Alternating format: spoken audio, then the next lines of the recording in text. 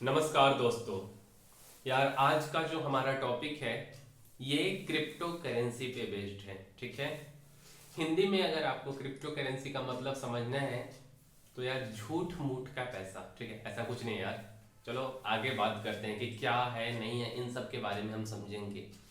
आखिर यार ये इतना ट्रेंडिंग के टॉपिक क्यों है? ठीक है, तो इतना ट्रेंडिंग के टॉपिक होने के पीछे एक वजह है कि हमारे इंडिया में जो विंटर के टाइम में जो संसद में बिल कानून बनने वाला है, ठीक है, तो यार उसके अंदर जो इस साल जो जो लॉ आने वाला है, ठीक, उसमें जो 10वां नंबर है उस पे क्रिप्टो करेंसी के बारे में चर्चा किया गया है। ठीक है, तो सबसे पहले हम आपको वो पढ़ करके सुनाते हैं कि वो क्या है, और उसका लिंक अगर आप खुद पढ़ना चाहते हैं तो डिस्क्रिप्शन बॉक्स में मिल जाएगा, उस पर क्लिक करके आप वो पढ़ सकते हो। तो यार ये है 10 नंबर पे लिखा हुआ कि the crypto currency and regulation of official digital currency bill 2021 to create a facilitative framework for creation of the official digital currency to be issued by the Reserve Bank of India. The bill also seeks to prohibit all private cryptocurrencies in India. However, it allows for certain exceptions to promote the underlying technology of cryptocurrency and its usage. यानी कि साधारण से भाषा में यार हमको अगर एक लाइन में समझना हो तो ये कह रहा है कि जो रिजर्व बैंक ऑफ इंडिया है ये एक अपनी डिजिटल करेंसी लाएगी। बोल रही है कि यार अगर आपके पास इतना ही पैसा है कि आप जो है कि क्या बोल सकते हो, प्रत्यक्ष मनी को छोड़ के डिजिटल फॉर्म में अगर इन्वेस्ट करना चाहते हो जिसका पुराना कोई डेटा नहीं है, तो आप अपने देश के एक ट्रस्टेड सबसे बड़ी बैंक आरबीआई के द्वारा जो डिजिटल करेंसी लेकर के आया जाएगा उसमें इन्वेस्ट करो। ठीक है, ऐसा अब कानून क्या बनता है, कैसे बिल बिल में क्या क्या चीज है, ये तो बिल बनेगी तब क्लियर होगा। लेकिन यार इसकी कहानी को हम थोड़ा सा समझते हैं पीछे से कि क्या है क्रिप्टो करेंसी। लेकिन उसको भी समझने से पहले हम यार आपको एक कहानी सुनाना चाहते हैं, और यार ये कहानी है गोरखपुर की। गोरखपुर का नाम जो लोग भी सुने होंगे, तो वहां यार एक प्रसिद्ध गोरखनाथ का मंदिर है। ठीक है, और वो मंदिर काफी पुराना है, और जहां पे वो मंदिर है वहां पे पहले जंगल हुआ करता था। तो यार ये टाइम काफी पुराने टाइम की कहानी है। ऐसे बहुत सारी कहानियां गोरखनाथ जी की प्रसिद्ध है। तो एक बार गोरखनाथ और उनके कुछ शिष्य रहते हैं, उनको एक नेपाली सुंदरी लड़की, एक सुंदर सी लड़की उनको निमंत्रण देती है।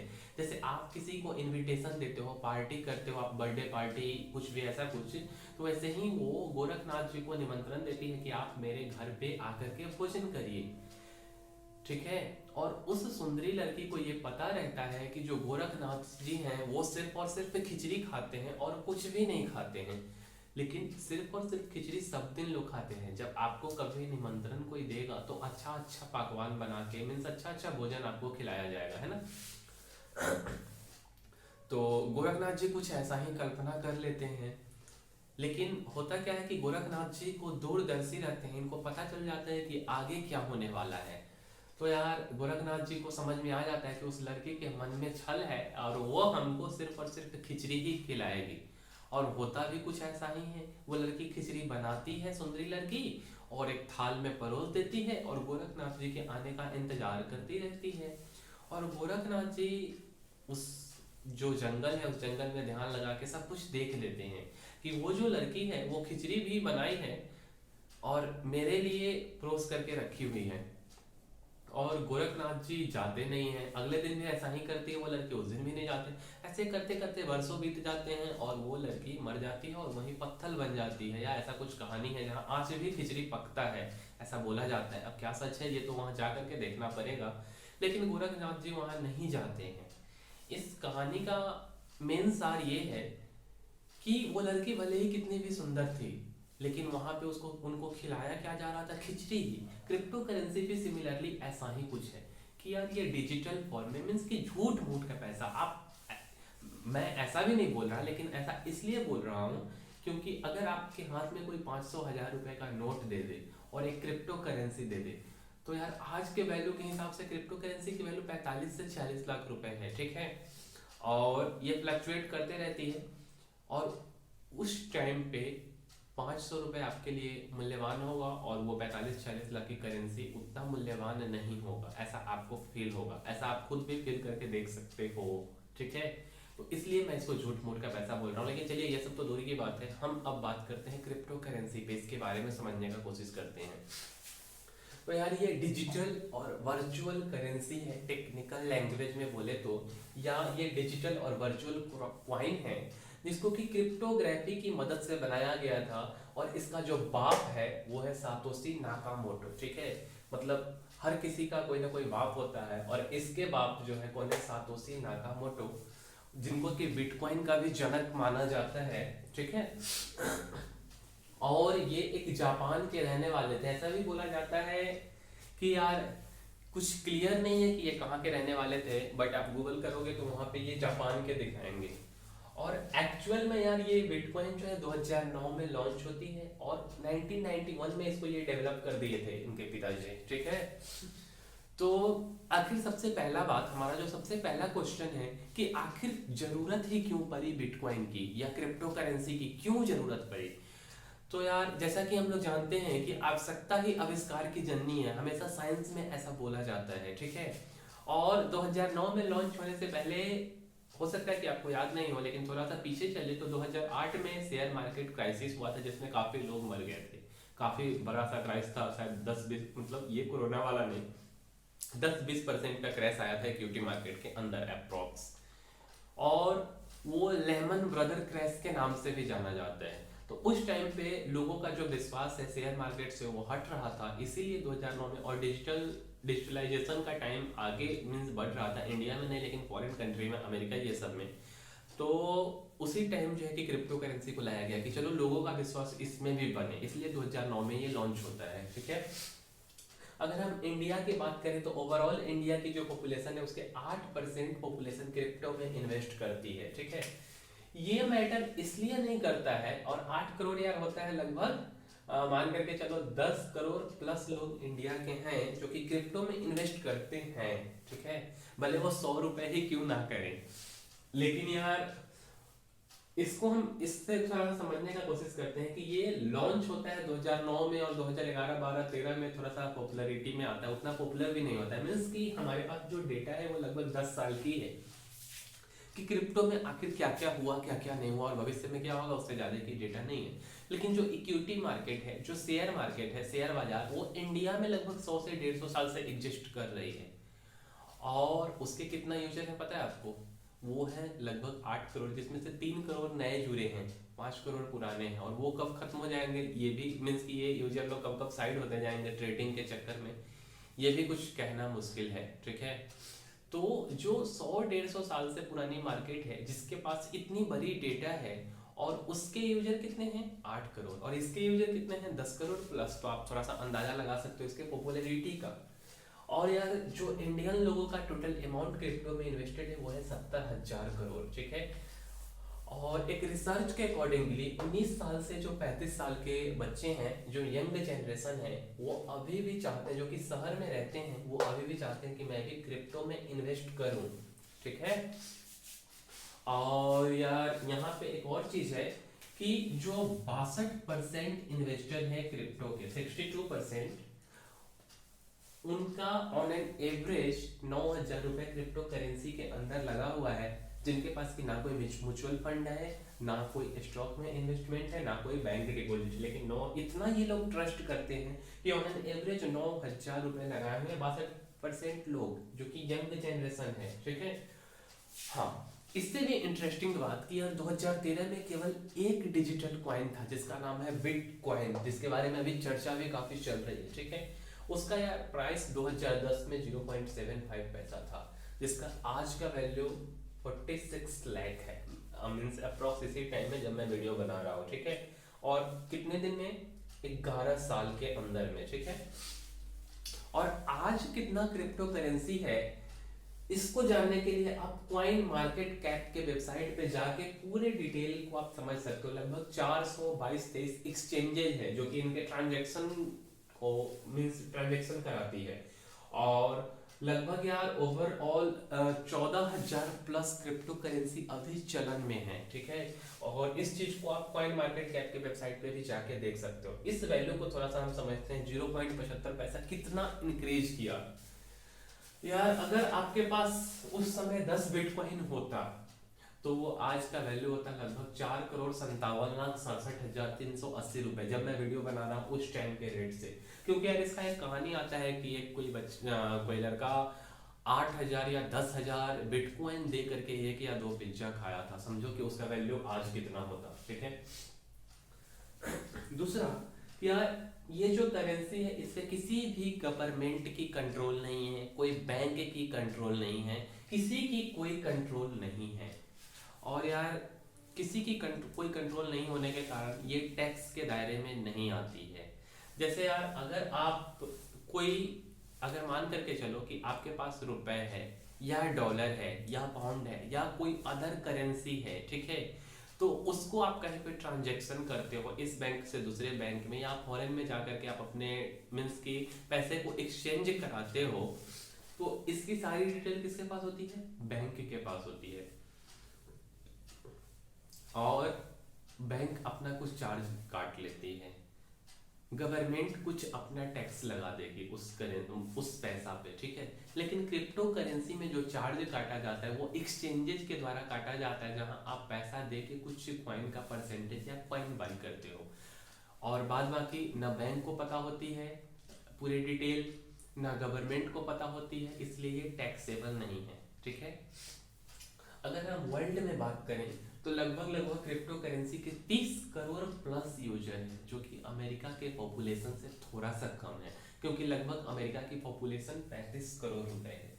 और ये पूरे दुनिया में 5th लार्जेस्ट करेंसी है भाई, वॉल्यूम वाइज अगर बात करें तो, ठीक है। इसकी टोटल वॉल्यूम यार 75 लाख करोड़ रुपए है। और यार 21 मिलियन बिटकॉइन है अगर मतलब बात करें, जिसमें से मान करके चलो 19 मिलियन अभी तक माइन किया जा चुका है। मींस कि 90% जो है इसको लगभग माइन किया जा चुका है। इतना ये जो आप देख रहे हो इतना बिटकॉइन माइन हो चुका है अब तक। और यार 2140 तक, मींस अभी 2021 चल रहा है, वैसे ही 2140 के फरवरी महीने तक ये टोटल के टोटल माइन कर दिया जाएगा। मींस इसके बाद माइनिंग नहीं हो सकता है, ठीक है। ये समझने का कोशिश करेंगे कि जो हमारी नॉर्मल ट्रांजैक्शन है और जो क्रिप्टो है, इन दोनों में डिफरेंस क्यों है। क्योंकि यार आज के डेट में क्रिप्टो काफी पॉपुलर है, ये सब लोगों को पता है। तो यार जैसे नॉर्मल ट्रांजैक्शन जो होती है उसमें क्या होता है कि जो यार मीन्स की रुपए हो गए या डॉलर को आप ले लो या पाउंड या कोई अदर देश की करेंसी ले लो, ठीक है, तो इन सब के बारे में आपके बैंक को हर कुछ पता होती है, क्योंकि आप बैंक के हेल्प से ही ये ट्रांजैक्शन को करते हो। देन यार क्या होता है कि जब उससे बैंक आप जब ये ट्रांजैक्शन करते हो तो कुछ अपनी चार्ज ले लेती है, और जब बैंक और गवर्नमेंट जो है वो अपनी कुछ टैक्स ले लेती है, ठीक है। लेकिन क्रिप्टो के केस में ऐसा नहीं है। क्यों? क्योंकि यहाँ पे कोई गवर्नमेंट इन्वॉल्व नहीं है, कोई बैंक इन्वॉल्व नहीं है, बस केवल इन्वॉल्व है वो है एक्सचेंज, जिसके थ्रू आप उस कॉइन को बाई करते हो। तो वो एक्सचेंज अपने कुछ चार्ज लेते हैं, लेकिन आपको यहाँ गवर्नमेंट कोई टैक्स नहीं लेगी और आपका जो बैंक है वो आपसे कोई चार्ज नहीं लेगा। और यार अगर हम लेकिन जो नॉर्मल मीन्स की जो बैंक के थ्रू जो ट्रांजैक्शन होता है उसके अंदर पॉसिबिलिटी है कि फ्रॉड हो सकता है। जैसे सपोज कर लो यार कि आप क्या करते हो, आप बहुत बड़े कोई व्यक्ति हो जो कि यार बैंक से अपने मीन्स की क्या ही बोल सकते हैं कि आप दोनों मिल जाते हो बैंक के स्टाफ के साथ और बैंक के मैनेजर के साथ, और आप उन पे प्रेशर बना करके या कुछ अपना आपसी सहमति बना करके वहां से लोन पास करवा लेते हो एक बड़े अमाउंट में, और यहाँ इस देश को छोड़ करके आप किसी अदर कंट्री में चले जाते हो। मीन्स यहाँ पे फ्रॉड हो गया। लेकिन क्रिप्टो करेंसी के केस में ऐसा नहीं है, आप इतना इजीली फ्रॉड नहीं कर सकते हो। ऐसा क्यों नहीं कर सकते? क्योंकि यार आप सपोज करो कि आप कोई ट्रांजैक्शन करते हो, कुछ बाई करने के लिए आप 10 बिटकॉइन किसी को देते हो, ठीक है, और जब आप 10 बिटकॉइन दोगे तो आपका ट्रांजैक्शन इतना इजीली अप्रूव नहीं हो जाएगा, क्योंकि यार जो नॉर्मल ट्रांजैक्शन है मीन्स जब आप लोन पास करवा रहे हो तो वहाँ एक बैंक इन्वॉल्व है, और अगर हम क्रिप्टो के केस में ही अगर हम बैंक एक एग्जांपल को समझने का कोशिश करते हैं तो यहाँ एक बैंक नहीं, उस टाइप के यार हजारों लोग इन्वॉल्व हैं। कैसे? जैसे अगर आप कोई ट्रांजैक्शन को कर रहे हो, देन क्या होता है कि मैथमेटिक्स के काफी वास्ट कोड की हेल्प से ये पूरे दुनिया में जो माइनर्स लोग हैं उनके पास ये प्रॉब्लम पहुंच जाता है, ठीक है। और यार वो लोग क्या करते हैं, अपने शक्तिशाली कंप्यूटर से उस प्रॉब्लम को सॉल्व करने का कोशिश करते हैं, और फिर जब वो प्रॉब्लम को सॉल्व कर देंगे, ठीक है, तब जाकर के आपका ट्रांजैक्शन अप्रूव्ड होगा। लेकिन शर्त ये रहता है कि जो हजारों लोग, जो हजारों माइनर्स हैं, उन सबके आंसर सेम होने चाहिए। अगर उन सबके आंसर सेम नहीं होंगे तो ये ट्रांजैक्शन अप्रूव्ड नहीं होगा। और जो सबसे पहले मींस की बाई करेगा, सॉरी, जो सबसे पहले मींस आंसर बता देगा और उसको कुछ नए क्रिप्टो करेंसी गिफ्ट के रूप में मिल जाते हैं। इसी तरह से नए नए करेंसी मार्केट के अंदर आते जाते हैं, ठीक है। लेकिन सबको ये नहीं मिलता है, तो ये इस कारण से ये इतना सेफ है कि आप यहाँ फ्रॉड नहीं कर सकते, क्योंकि 1000 लोग का आंसर सेम होना चाहिए। तो 1000 लोग का आंसर तभी सेम होगा जब वहाँ फ्रॉड का कोई केस नहीं आता है। लेकिन यार जैसा हर चीज का कुछ फायदा और घाटा है, सिमिलरली क्रिप्टो के भी कुछ घाटे हैं कि जो नॉर्मल ट्रांजैक्शन आप करते हो तो उस नॉर्मल ट्रांजैक्शन के अंदर क्या होता है कि आपका बहुत बड़ा अमाउंट का लॉस नहीं हो सकता। जैसे कि सपोज कर लो कि अगर बैंक हैक हो जाती है या मीन्स कि बैंक के डेटा गायब हो जाते हैं, कुछ ऐसा कुछ हो जाता है, तो गवर्नमेंट आपको कुछ सेफ्टी के मीन्स देती है कि आपका पैसा कहीं डूबेगा नहीं, आप सेफ हो, और बैंक अपना समझे कि वो कैसे करके रिकवर करेगी। लेकिन जो क्रिप्टो है, तो जिस एक्सचेंज के थ्रू आप क्रिप्टो को बाई करते हो, मीन्स बिटकॉइन या और भी नॉर्मल कोई भी करेंसी को बाई करते हो, देन क्या होता है कि वो एक्सचेंज हैकेबल है, और अगर एक बार हैक हो गया, ठीक है, तो आपका पूरा पैसा गया, आपके पास जो भी है वो सब कुछ खत्म हो जाएगा। तो ये चीज है। अब यार हम ये समझेंगे कि आखिर क्यों इतना तेजी से ये जो है बिटकॉइन मीन्स कि इसके जो रेट है वो ऊपर नीचे होते हैं। तो इसके पीछे यार बहुत सारा रीजन है। जैसे अगर हम एक रीजन की बात करें तो सबसे पहले ये ब्लॉकचेन टेक्नोलॉजी पे बेस्ड है, और अगर आप ब्लॉकचेन टेक्नोलॉजी के बारे में समझना चाहते हैं पूरे डिटेल में तो आप कमेंट कर करके बता सकते हो कि मुझे इस वीडियो चाहिए, तो हम उसके बारे में भी एक वीडियो बना देंगे, ठीक है। तो ये यार ब्लॉकचेन टेक्नोलॉजी पे बेस्ड है, मीन्स उसके एल्गोरिदम पे ये वर्क करती है। और दूसरी बात कि जो इंसान की मानसिकता है कि यार इंसान उस चीज में ज्यादा निवेश करते हैं जो दुनिया में दुर्लभ हो, क्योंकि परसेंटेज ऑफ जो इन्वेस्टर है वो कम होंगे और मीन्स की जो परसेंटेज ऑफ बायर है वो ज्यादा हो जाएंगे, तो इसका रेट ऑटोमेटिक जो है कि ऊपर हो जाएगा, ठीक है। तो और मैं इसी वीडियो में आपको बताया था कि 90% जो बिटकॉइन है उसको अब तक माइन किया जा चुका है, तो अब केवल और केवल 10% बचे हुए हैं। तो ये 10% खत्म हो जाएगा, उसके बाद इसका माइनिंग नहीं हो सकता है, तो ये दुर्लभ है, तो इस कारण से लोग इसमें इन्वेस्ट करना चाहते हैं, ठीक। दूसरी बात कि ये पूरे के पूरे मार्केट के स्पेकुलेशन पे बेस्ड है। जैसे अभी हाल फिलहाल में हमारे प्रधानमंत्री नरेंद्र मोदी जी ऐसा बोलते हैं कि मैं क्रिप्टो करेंसी को मीन्स की इसके ऊपर बिल लाएंगे और बैन कर देंगे, ठीक है, तो इसके प्राइस नीचे आ जाता है।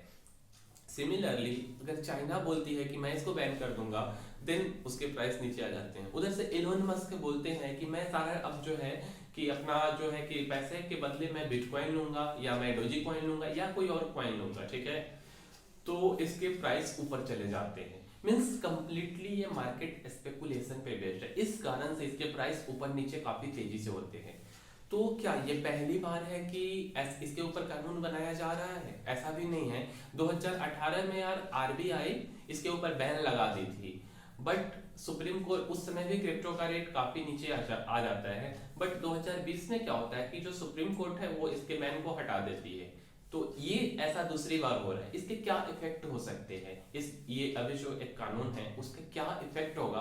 तो यार इफेक्ट कुछ खास अभी नहीं होगा, क्योंकि कानून बनने में टाइम लगेगा। हाँ, मार्केट थोड़ा नीचे आ सकता है, क्योंकि जो इन्वेस्टर है वो यार मीन्स घबरा जाएंगे, देन इस कारण से क्या होगा कि थोड़ा सा इफेक्ट मार्केट के ऊपर पड़ेगा, लेकिन अभी कानून बनने में टाइम लगेगा। और क्या कानून बनेगा ये अभी किसी को पता नहीं है, क्योंकि हो सकता है कि इसको टैक्स के दायरे में लाया जाए, हो सकता है कि कुछ रेगुलेट ऐसा कुछ कर दिया जाए, कुछ को अनरेगुलेट किया जाए, कुछ करेंसी को मीन्स ये जैसे कि बिटकॉइन है उसको मान्यता दे दिया जाए। ये क्या होगा ये तो बाद की बात है, लेकिन अभी हाँ शॉर्टफॉल हो सकता है। और अगर हम थोड़ा सा समझते हैं, जैसे कि यार अपने देश में एटीएम मशीन है पैसा निकालने के लिए, ठीक है, तो उस तरह से 76 ऐसे कंट्रीज हैं जहां एटीएम मशीन है, जहां से आप मींस बिटकॉइन में ट्रांजैक्शन कर सकते हो, उसके कुछ मींस की परसेंटेज आपको निकलेंगे with the help of ATM machine, ठीक है। और पूरी तरह से अगर हम मान्यता कौन सा देश दिया है उसका एक एग्जांपल समझे तो यार साउथ अफ्रीका की एक देश है एल सैल्वाडोर, वहां एक जगह है, वहां पे पूरी तरह से इसको मान्यता दे दिया गया है। लेकिन कुछ ऐसे भी देश हैं जो कि इसको मान्यता नहीं देते हैं, जैसे चाइना हो गया, ईरान हो गया, इराक हो गया। जैसे यार अभी ईरान की अगर हम बात कर लें तो वहां पे यार अचानक ईरान इसके सपोर्ट में थे, ठीक है, ईरान के जो वहां के जो प्रेसिडेंट है, पीएम है, जो भी हैं, बट यार वहां जब पावर सप्लाई कट होने लगा तो इसके मींस की प्रॉब्लम आखिर क्यों ऐसा हो रहा है, तो इसके प्रॉब्लम को फाइंड आउट करने के लिए एक रिसर्च किया गया और उस रिसर्च में ये आया कि ये बिटकॉइन माइनिंग के कारण जो है कि पावर कट हो रहा है, तो वो वहां पे पूरी तरह से बैन कर दिया जाता है। जैसे यार इसमें कितना पावर मींस की कितना इलेक्ट्रिसिटी का यूज होता है कि आप इस बात से समझ सकते हो कि जो बिटकॉइन का माइनिंग है, ठीक है, वो बिटकॉइन के एक साल में जो माइनिंग होता है उसमें जितना बिजली खपत होता है, तो फिनलैंड ऐसे देशों में मींस की जितना बिजली बिटकॉइन के माइनिंग में एक साल में खपत होगा ना, उतना ही बिजली में फिनलैंड जैसे देशों के एक साल का पूरा एनर्जी का ये है, मींस उतना एनर्जी बिटकॉइन माइनिंग में लगता है। और एक बिटकॉइन माइनिंग में कितना एनर्जी लगता है अगर उसको समझें तो यार एक नॉर्मल से फैमिली में जहां नॉर्मल एक फ्रिज, पंखा, कूलर, टीवी है, उस फैमिली मींस एक छोटे से फैमिली में 13 साल के एनर्जी के बराबर के बिल आता है एक बिटकॉइन के माइनिंग में, तो इतना एनर्जी खपत होता है। लेकिन कुछ बड़े देशों की बात करें जैसे यूएस, यूके, कनाडा, ऑस्ट्रेलिया, तो इन सब देशों में बिटकॉइन पे बैन नहीं है। लेकिन हाँ वहाँ की जो सेंट्रल गवर्नमेंट है वो भी ये नहीं कहती कि ठीक है आप बिटकॉइन में ही हर एक काम करो, तो सेंट्रल गवर्नमेंट इसके ऊपर कोई रूल तो नहीं लाई है, लेकिन वहाँ बैन भी नहीं है। तो यार इस तरह से हम क्रिप्टो करेंसी के बारे में समझाने का कोशिश किए हैं और लाने में अभी टाइम लगेगा, तो मीन्स एक तरह से बोल सकते हैं कि अभी इसके बारे में कुछ नहीं कहा जा सकता कि क्या होगा। और अगर आपको वीडियो अच्छा लगता है तो आप इसको प्लीज लाइक, शेयर और सब्सक्राइब कीजिए, और किसी दूसरे टॉपिक पे अगर आपको वीडियो चाहिए तो आप कमेंट में बता सकते हो, ठीक है। तो फिर मिलते हैं नेक्स्ट वीडियो में, तब तक